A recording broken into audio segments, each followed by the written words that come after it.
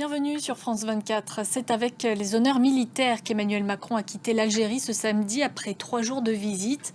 Le président français et son homologue algérien se sont félicités du rapprochement en cours entre leurs deux pays.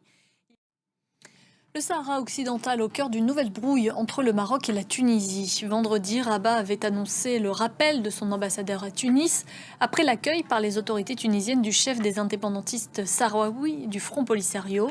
Eh bien, ce samedi, c'est au tour de Tunis de rappeler son ambassadeur au Maroc. Les précisions sur place de Lilia Blaise. En Libye, les craintes d'une nouvelle guerre civile ressurgissent. La nuit dernière, des combats entre milices ont éclaté à Tripoli, faisant au moins 12 morts et 87 blessés.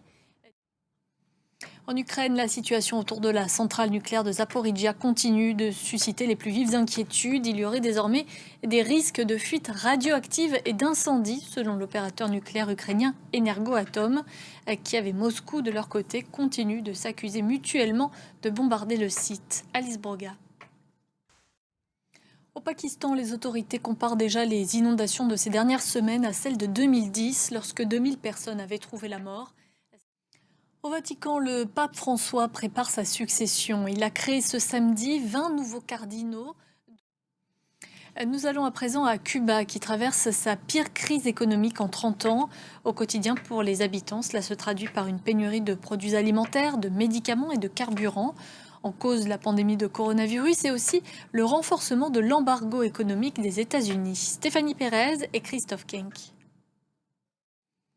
En France, la première ministre Elisabeth Borne a donné ce week-end un entretien à nos confrères du Parisien. Elle promet de ne pas laisser les prix de l'énergie exploser. Et les Français, justement, étaient nombreux ce week-end sur les routes. L'heure de la rentrée a sonné. Beaucoup de vacanciers qui en ont bien profité cet été et qui sont pour la plupart restés dans l'Hexagone, ce qui a permis aux professionnels du secteur touristique de réaliser une très bonne saison. Paul-Luc Monnier. C'est la fin de ce journal. Merci de votre attention. L'information continue sur France 24.